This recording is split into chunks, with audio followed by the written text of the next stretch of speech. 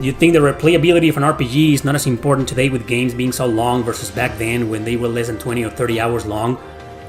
Wow, that's a really interesting question, you know? It makes you question replayability. Like, back in the day, you were right. You beat most JRPGs in like 20 hours, 30 hours, 40 hours if you want to do everything, and you still have that replay value because, oh man, if I replay this game, I know for a fact I'm gonna do only like 20 to 30 hours, right? So it's a good idea. But nowadays it's like, man, I just beat Xenoblade Chronicles 3 and I did 80 hours and I don't feel like replaying it because, I mean, I'm gonna have to put 80 hours again? Good question, man. I've never thought about that. Replay value is being challenged.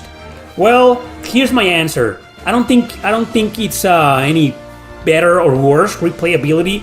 I mean, the length of games do matter, but here's my take on them.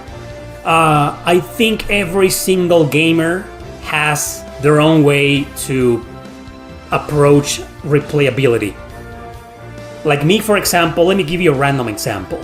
I beat Code Vein. Remember Code Vein?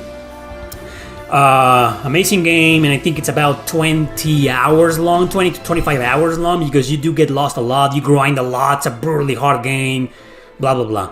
And then I started a second playthrough, but what I did in this second playthrough, when I replayed it, I was overpowered, over-leveled, everything carried over, you know, and I destroyed everything and everyone and I beat the game in like 10 hours.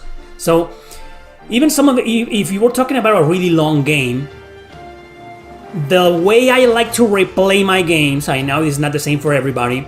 You know, a lot of people actually replay their second playthrough is on a harder difficulty, you know, or they start doing side quests in their second playthroughs, you know.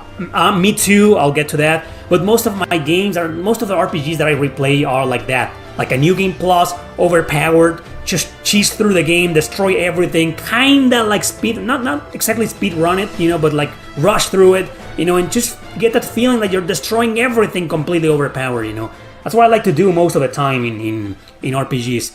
But there's also been occasions where I have replayed some JRPGs that I barely did in the side content. When I first played them, I barely did anything. I just stuck with the main story, you know, until I beat it, and I did like 25 hours.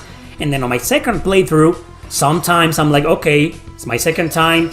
You know what? I'm gonna do more. You know, I'm gonna explore more, do more side content, or complete the game, or do everything, you know, and I end up doing more.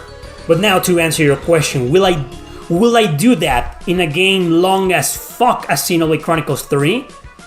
Gee, man, I don't know. Maybe I would if I could go overpower. I think Xenoblade Chronicles 3 has a new game plus and levels carry over. Because I've done the same too. I'm like, okay, this is my second playthrough, but I'm overpowered.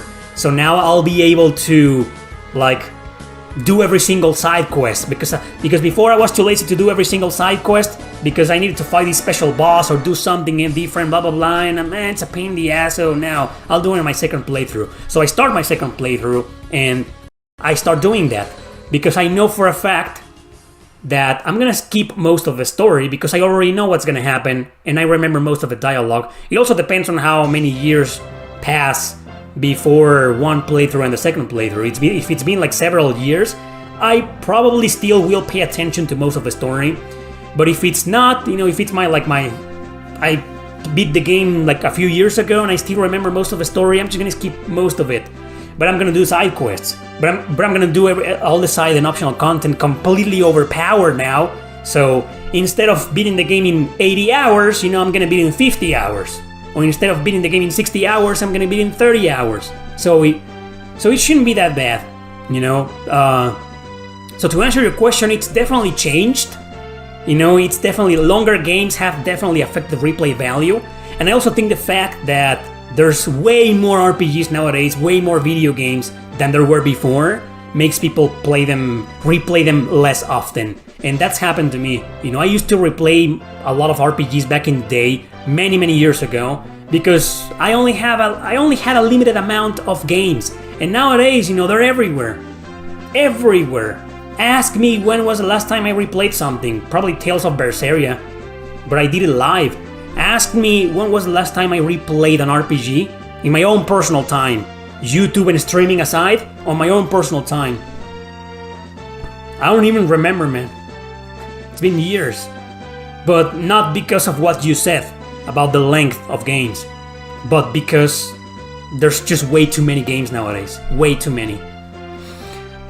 Great question, man. Interesting how replay value has changed or evolved in the past several years thanks to the length of the game and thanks to the availability of games and the amount of them, right? Interesting question. Thanks for asking.